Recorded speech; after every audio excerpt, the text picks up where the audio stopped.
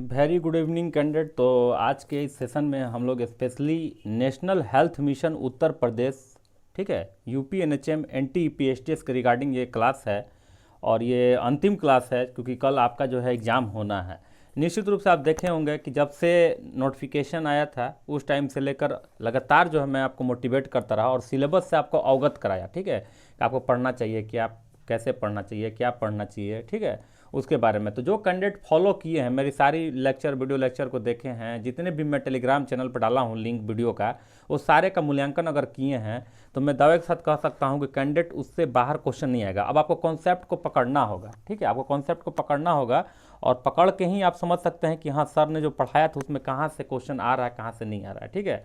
तो निश्चित रूप से मैंने सिलेबस को फॉलो किया है और कभी भी एग्जाम में जो है सफलता तभी मिलती है जब आप सिलेबस को फॉलो करते हैं। बार बार मैं बोल रहा था कि आप सिलेबस को फॉलो कीजिए। तो चलिए एक ये मैराथन क्लास जो है आपको STS के लिए मैं देता हूं ताकि आपका जो है रिवीजन अच्छे से और हो जाए और आप लगातार अपना सेल्फ प्रिपरेशन भी किए हैं। तो 80 मार्क्स के लिए सेक्शन फर्स्ट के लिए 80 मार्क्स जो आपका आना है, बहुत बड़ा मार्क्स होता है जो एग्जाम में बहुत बड़ा रोल प्ले करता है, उसके लिए हम लोग मैराथन क्लास शुरू करते हैं। तो ये रिवीजन ही है, पहले पढ़ा दिया गया है और तेज़ी से मैं इसको पढ़ाने की कोशिश करूंगा कि एक वीडियो में सारा कंप्लीट लाने की कोशिश करूंगा। तो चलिए हम लोग सेशन को शुरू करते हैं। तो देखिए सेक्शन फर्स्ट में जो हम लोग को देखना है वो बेसिक हेल्थ रिलेटेड क्वेश्चन देखना है, जो 15 क्वेश्चन 15 मार्क्स का है। इसमें क्या है, importance of hand washing, cleanness, cough hygiene etiquettes, importance of social distancing, disease caused by mosquito, disease caused by bacteria और डिजीज कॉज्ड बाई वायरस, इसके बारे में हम लोग जाना है। तो इंपॉर्टेंस ऑफ हैंड वॉशिंग के बारे में जान लीजिए। ये पहले ग्लोबल हैंड वॉशिंग डे जो है 15 अक्टूबर को मनाया जाता है। हाथ को कम से कम, जो इंपॉर्टेंट पॉइंट इसमें मैं बनाया उसी के रिगार्डिंग में पढ़ रहा हूँ। तो ग्लोबल हैंड वॉशिंग डे जो होता है वो 15 अक्टूबर को मनाया जाता है। हाथ को कम से कम 20 सेकंड तक अच्छी तरह से धोना चाहिए। एक नंबर का सीधा क्वेश्चन आपको पूछेगा। हाथ सही प्रकार से धोए बिना खाने से संक्रामक, जिसे कम्युनिकेबल बीमारियों का प्रसार होता है। मोतीझीरा, जिसे टाइफाइड कहते हैं, जैसे कि रोगों के जीवाणु जो है सीधे मुंह में जा सकते हैं यदि हाथ प्रदूषित हो। हाथ धोना बीमार होने की संभावना से बचने के लिए बहुत ही जरूरी है। हाथ धोने का सही तरीका क्या है, कम से कम 20 सेकंड तक धोना है, दिमाग में बैठ जाना चाहिए बात को। शुरुआत में हाथ स्वच्छ तथा गुनगुने पानी से गीला करना है, इसके बाद जो है साबुन लगाकर 20 सेकंड तक हाथों को एक दूसरे पर रगड़ना है। इस प्रक्रिया में हाथ के साथ हथेली, पीछे का हिस्सा, उंगली तथा नाखून भी स्वच्छ होना चाहिए। इसके बाद पानी से हाथ धोए और स्वच्छ कपड़े से हाथ को पोछे। हाथ पोछने के लिए रुमाल अथवा टॉवल का आप उपयोग कर सकते हैं। आगे हम लोग चले, हाथ कब धोना चाहिए, खाना बनाते समय, खाते समय तथा खाना परोसने से पहले, शौच के बाद हाथ धोना आवश्यक है, चीखने के बाद हाथ धोएं।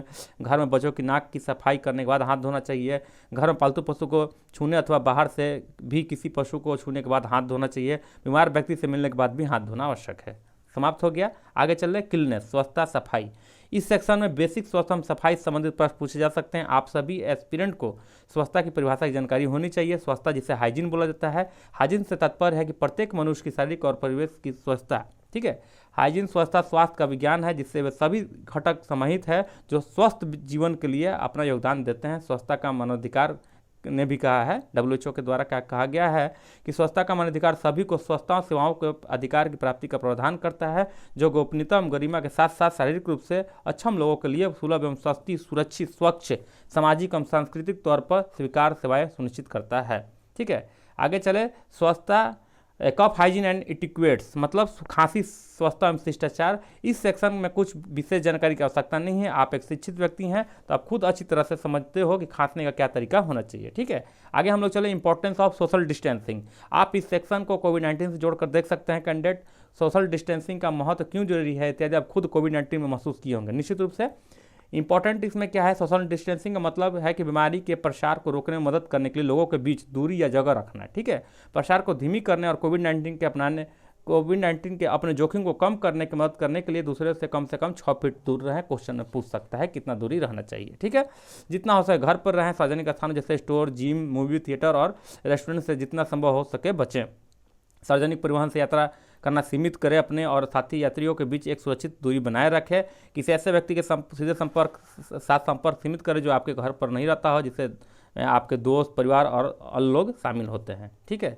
यह हुआ बात। आगे हम लोग चले तो बेसिक हेल्थ, ये आपका सिलेबस है, मैंने बताया था, बार बार दिखाया था, तो इस पर मैं चर्चा नहीं करूँगा। आगे मैं चलता हूँ, चलिए अब आगे जो है डिजीज कॉज बाय मॉस्किटो, ठीक है, इसमें जीका वायरस है, चिकनगुनिया वायरस है, dengue and malaria. Chikungunya virus के बारे में हम लोग बात किए थे कि चिकनगुनिया वायरस जो है, सॉरी जीका वायरस, देखिए पहले जीका वायरस के बारे में देख लीजिए।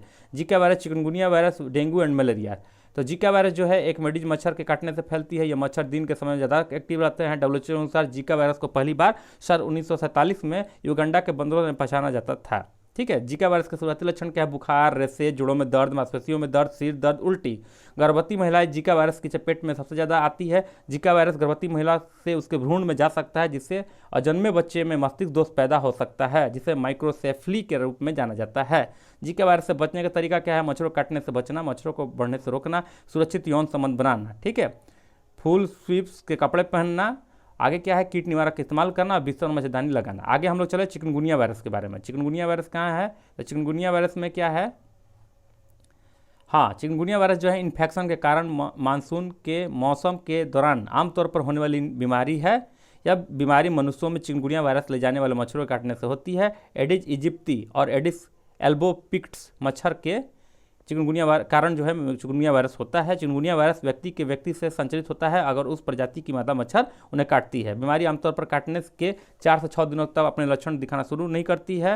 यह मच्छर आमतौर पर दिन और दोपहर के समय में काटते हैं। WHO के अनुसार इस बीमारी के प्रमुख लक्षण क्या है? अचानक बुखार, हड्डियों में दर्द, मांसपेशियों में दर्द, सिर दर्द, नौसिया, थकान, ठीक है। चिकनगुनिया का इलाज नहीं किया जाता है। यह आँख के नुकसान के साथ साथ, अगर चिकनगुनिया के समय पर इलाज नहीं किया जाता है तो आँख के नुकसान के साथ साथ न्यूरोलॉजिकल और हृदय संबंधी जटिलता सहित बड़े नुकसान का कारण बन सकता है, ठीक है। आगे हम लोग चले अब डेंगू के बारे में जान लीजिए क्या क्या है। डेंगू क्या होता है? डेंगू बुखार एक आम संचारी रोग है जिसकी मुख्य विशेषता है तीव्र बुखार, अत्यधिक शरीर दर्द तथा सिर दर्द। ये एक ऐसी बीमारी है जो काफ़ी होती है और समय समय पर इसे महामारी रूप में दिखाया था। 1996 में दिल्ली उत्तर प्रदेश भारत के कुछ भागों में इस महामारी फैली थी। वयस्कों के मुकाबले बच्चों में इस बीमारी की तीव्रता अधिक होती है। बीमारी यूरोप महाद्वीप को छोड़कर पूरे विश्व में होती है तथा काफ़ी लोगों को प्रभावित करता है। उदाहरण के तौर पर एक अनुमान है कि प्रतिवर्ष पूरे विश्व में लगभग 2 करोड़ लोगों को डेंगू बुखार होता है। यह किस कारण से होता है? यह डेंगू वायरस विषाणु द्वारा होता है जिसके 4 विभिन्न प्रकार टाइप है, टाइप 1, 2, 3, 4। आम भाषा में इस बीमारी को हड्डी तोड़ बुखार कहता है क्योंकि इसके कारण शरीर व जोड़ों में बहुत दर्द होता है। आगे चले, डेंगू कैसे फैलता है? मलेरिया की तरह डेंगू भी मच्छरों काटने से फैलता है। इन मच्छरों को एडिस मच्छर कहते हैं जो काफ़ी ढीठ व सासी मच्छर है और दिन में भी काटते हैं। भारत में यह रोग बरसात के मौसम में तथा उसके तुरंत बाद के महीनों अर्थात जुलाई से अक्टूबर में सबसे अधिक होता है, ठीक है। आगे चलते हैं। डेंगू बुखार से पीड़ित रोगियों के रक्त में डेंगू वायरस काफ़ी मात्रा में होती है। जब कोई एडिस मच्छर डेंगू के किसी रोगी को काटता है तो वह उस रोगी को खून चूसता है। खून के साथ डेंगू वायरस भी मच्छर के शरीर में प्रवेश कर जाता है। मच्छर के शरीर में डेंगू वायरस का कुछ और दिनों तक विकास होता है। जब डेंगू वायरस से युक्त मच्छर किसी अन्य स्वस्थ व्यक्ति को काटता है तो वह डेंगू वायरस के उस व्यक्ति के शरीर में पहुंच जाता है। इस प्रकार वह व्यक्ति डेंगू वायरस से संक्रमित हो जाता है और कुछ दिनों के बाद उसमें डेंगू बुखार के लक्षण प्रकट हो सकते हैं। आगे चले हम लोग, संक्रामक काल, ठीक है, इंक्यूबेशन पीरियड। जिस दिन डेंगू वायरस से संक्रमित कोई मच्छर किसी व्यक्ति को काटता है तो उसके लगभग 3 से 5 दिन बाद ऐसे व्यक्ति में डेंगू बुखार के लक्षण प्राप्त हो सकते हैं। यह संक्रामक काल 3 से 10 दिनों तक भी हो सकता है। डेंगू बुखार का लक्षण क्या है? लक्षण इस बात पर निर्भर करेगा डेंगू बुखार किस प्रकार का है। डेंगू बुखार 3 प्रकार का होता है। क्लासिकल, जिसे साधारण डेंगू बुखार करते हैं। डेंगू हेमरेजिक बुखार DHF बोलते हैं। डेंगू शॉक सिंड्रोम DSS बोलते हैं, ठीक है। तो क्लासिकल साधारण डेंगू बुखार एक स्वयं ठीक होने वाली बीमारी है तथा इससे मृत्यु नहीं होती है। लेकिन यदि DHF तथा DSS का तुरंत उपचार नहीं किया तो जानलेवा सिद्ध हो सकता है। तो डेंगू हेमरेज बुखार DHF और डेंगू शॉक सिंड्रोम DSS यहाँ पर बोला जा रहा है, ठीक है। इसे यह पहचान अत्यंत महत्वपूर्ण साधारण डेंगू बुखार है या DHF अथवा DSS निम्नलिखित लक्षणों से इन प्रकारों को पहचानने में भी काफ़ी सहायता मिलती है। अब क्लासिकल साधारण डेंगू बुखार क्या है? ठंड लगने के साथ अचानक तेज बुखार चढ़ना, सिर, मांसपेशी तथा जोड़ों में दर्द होना, आंखों के पिछले भाग में दर्द होना तथा जो आंखों को दबाने या हिलाने से और भी बढ़ जाता है, अत्यधिक कमजोरी लगना, भूख में बेहद कमी तथा जी मतलना, मुंह के स्वाद का खराब होना, ठीक है। गले में हल्का सा दर्द होना, रोगी बेहद दुखी तथा बीमार महसूस करता है। शरीर पर लाल दोदरे, जिसे रेसे कहते हैं, का होना, शरीर पर लाल गुलाबी दोदरे निकल जा सकते हैं। चेहरे, गर्दन तथा छाती पर विस्तृत डिफ्यूज दोनों की तरह के दोदरे हो सकते हैं। बाद में दोदरे और भी स्पष्ट हो जाते हैं। साधारण मतलब क्लासिकल डेंगू बुखार की अवधि लगभग 5 से 7 दिन तक रहती है और रोगी ठीक हो जाता है। अधिकतर मामलों में रोगी को साधारण डेंगू बुखार ही होता है। अब देखिए, डेंगू हेमरेजिक बुखार जिसे शॉर्ट में DHF बोला जाता है, यदि साधारण या क्लासिकल डेंगू बुखार के लक्षणों के साथ साथ निम्नलिखित लक्षणों से एक भी प्रकट होता है तो DHF होने का कारण या शक होता है, ठीक है ना। और रक्तस्राव, हेमरेज होने के लक्षण, ठीक है। नाक, मसूड़ों से खून आना, शौच या उल्टी में खून आना, त्वचा पर गहरे नीले काले रंग के छोटे या बड़े चिकते पड़ जाना आदि रक्तस्राव हेमरेज के लक्षण है। यदि रोगी किसी स्वास्थ्य कर्मचारी द्वारा टॉर्निकेट टेस्ट, ठीक है, टॉर्निकेट टेस्ट कहा जाता है, किया जाए तो वह पॉजिटिव पाया जाता है तो प्रयोगशाला में कुछ रक्त परीक्षणों के आधार पर डीएचएफ के निदान की पुष्टि की जा सकती है। अब हम लोग चलते हैं डेंगू शॉक सिंड्रोम DSS। इस प्रकार के डेंगू बुखार में डीएचएफ के ऊपर बताए गए लक्षणों के साथ साथ शॉक की अवस्था में कुछ लक्षण प्रकट हो सकते हैं। डेंगू बुखार में शॉक के लक्षण ये होते हैं, क्या क्या होता है? रोगी अत्यधिक बेचैन हो जाता है और तेज बुखार के बावजूद भी उसकी त्वचा ठंडी महसूस होती है। रोगी धीरे धीरे होश खाने लगता है। यदि रोगी की नाड़ी देखी जाए तो तेज और कमजोर महसूस होती है। रोगी का रक्तचाप ब्लड प्रेशर कम होने लगता है। ठीक है, आगे हम लोग चले उपचार। यदि रोगी को साधारण क्लासिकल डेंगू बुखार है तो उसका उपचार और देखभाल घर पर की जा सकती है। चूंकि यह स्वयं ठीक होने वाला रोग है इसलिए केवल लाक्षणिक उपचार ही चाहिए। उदाहरण के तौर पर स्वास्थ्य कर्मचारी की सलाह के अनुसार पैरासीटामोल गोली या शरबत लेकर बुखार को कम रखिए। रोगी को डिस्प्रिन की कभी नहीं देना चाहिए। यदि बुखार 102 डिग्री फ़ारेनहाइट से अधिक हो तो बुखार कम करने के लिए हाइड्रोथेरेपी जल्द चिकित्सा करें। समान रूप से भोजन देना जारी रखें। बुखार किसी दिन शरीर को और अधिक भोजन की आवश्यकता होती है, रोगी को आराम दें। ठीक है, तो पानी पी लीजिए आप भी, थोड़ा मैं भी पी लेता हूँ, फिर आगे बढ़ते हैं।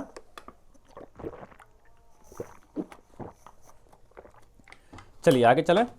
यदि रोगी में DHF या DSS की ओर संकेत करने वाला एक भी लक्षण प्रकट होता है नजर आए तो शीघ्र रोगी को निकटतम अस्पताल में ले जाए ताकि वहां आवश्यक परीक्षण करके रोगी का सही निदान किया जा सके और आवश्यक उपचार शुरू किया जा सके, जैसे कि द्रव या प्लेटलेट्स कोशिकाओं का नस से चढ़ाया जाना है। प्लेटलेट्स एक प्रकार की ग्रास कोशिकाएं होती हैं जो DHF या DSS में कम हो जाती हैं।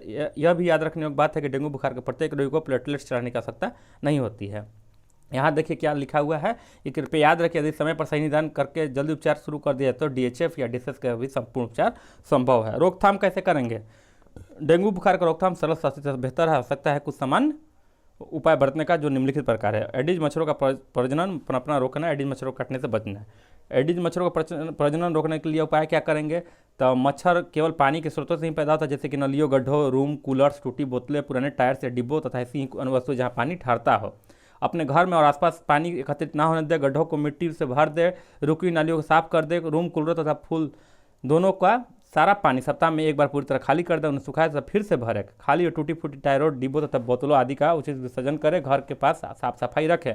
पानी की टंकी तथा बर्तनों को सही तरीके से ढक कर रखें ताकि मच्छर उसमें प्रवेश ना कर सके, प्रजनन ना कर पाए। यदि रूम, कूलर तथा पानी की टंकियों को पूरी तरह खाली करना संभव नहीं हो तो यह सलाह दी जाती है कि उनमें सप्ताह में एक बार पेट्रोल या मिट्टी का तेल डाल दें। प्रति 100 लीटर पानी के लिए 300 मिलीलीटर पेट्रोल या मिट्टी का तेल पर्याप्त होता है। ऐसा करने से मच्छरों का अपना रुक जाता है। ध्यान रखेंगे पानी के स्रोतों में आप कुछ छोटे किस्म की मछली जैसे कि गम्बूसिया, लेबिस्टर भी डाल सकते हैं। ये मछलियाँ पानी में पनप रहे मच्छरों उनके अंडों को खा जाती है। इन मछलियों को स्थानीय प्रशासनिक कार्यालय जैसे कि BDO कार्यालय से प्राप्त किया जा सकता है। यदि संभव हो तो खिड़कियों और दरवाजों पर महीन जाली लगाकर मच्छरों को घर में आने से रोकें। मच्छर को भगाने और मारने के लिए मच्छर नाशक क्रीम, स्प्रे, मैट्स, कॉइल्स आदि प्रयोग करें। गूगल मतलब वही होता है गोईठा जो कहें कि धुएं से मच्छर भगाने एक अच्छा देसी उपाय है। रात में मच्छरदानी के प्रयोग से भी मच्छरों को काटने से बचा जा सकता है।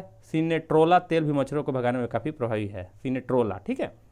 ऐसे कपड़ा पहनना ताकि शरीर का अधिक से अधिक भाग ढके रहे, यह सावधानी बच्चे के लिए भी आवश्यक है। बच्चों का मलेरिया सीजन जुलाई से अक्टूबर तक होता है। मैं निक्टर या टी-शर्ट ना ही पहनाए तो अच्छा होता है, मैंने फुल बार का कपड़ा पहनाना चाहिए। ठीक है। मच्छरनाशक दवाई छिड़कने वाले कर्मचारी जब भी कार्य करने आए तो उन्हें मना मत कीजिए। घर में दवाई छिड़काव आपके ही हित में होता है, इसलिए ध्यान रखिएगा। घर के अंदर सभी क्षेत्रों में सप्ताह में एक बार मच्छरनाशक दवाई का छिड़काव अवश्य कराएं। यह दवाई फोटो फ्रेम, पर्दों, कैलेंडर आदि के पीछे तक घर के स्टोर, कक्ष व सभी कोनों में अवश्य छिड़कवाएं। ठीक है। दवाई छिड़काते समय अपने मुंह और नाक को ढक कर कोई भी कपड़ा अवश्य बांध तथा खाने पीने की सभी वस्तुओं को ढक कर रखें। फ्रिज के नीचे रखी हुई पानी के इकट्ठा करने वाली ट्रे को भी प्रतिदिन खाली कर दें।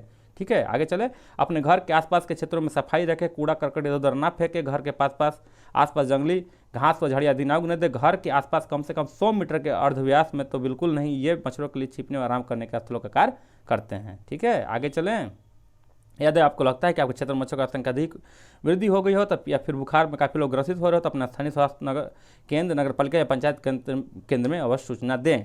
यह भी याद रखने की बात है कि एडिज मच्छर दिन में भी काट सकते हैं, इसलिए इसके काटने से बचाव के लिए दिन में भी आवश्यक सावधानियां बरतनी चाहिए। ठीक है। यदि किसी कारणवश दरवाजे और खिड़कियों पर जाली लगाना संभव नहीं हो तो प्रतिदिन पूरे घर में पायरीथ्रम घोल का छिड़काव करें। पायरीथ्रम, ठीक है। आगे चले। डेंगू बुखार शारीरिक रूप से जुलाई से अक्टूबर माह के बीच की अवधि में होता है, क्योंकि इस मौसम मच्छरों को पनपने के लिए अनुकूल परिस्थितियाँ होती है, इसलिए इस मौसम में हर सावधानी बरतनी चाहिए।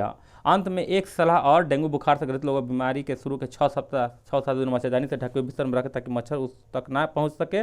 इस उपाय से समाज के अन्य व्यक्तियों को डेंगू बुखार से बचने में काफ़ी सहायता मिलेगी। ठीक है। यदि आपको कभी ऐसा लगता है कि काफ़ी व्यक्ति ऐसे बुखार से पीड़ित है जो डेंगू हो सकता है, तो ऐसा शीघ्र स्थानीय स्वास्थ्य अधिकारियों को इसकी सूचना देनी चाहिए। आपको भी कह रहे हैं कैंडिडेट, ठीक है। ऐसा करने से डेंगू बुखार को महामारी के रूप में धारण करने से पहले आवश्यक कदम उठाकर नियंत्रित किया जा सकता है, ठीक है। चलिए अब चिकनगुनिया के बारे में देखिए। चलिए चिकनगुनिया पढ़ लिया, डेंगू पढ़ लिया, अब हम लोग चले मलेरिया की ओर, ठीक है। मलेरिया को हम लोग चलते हैं।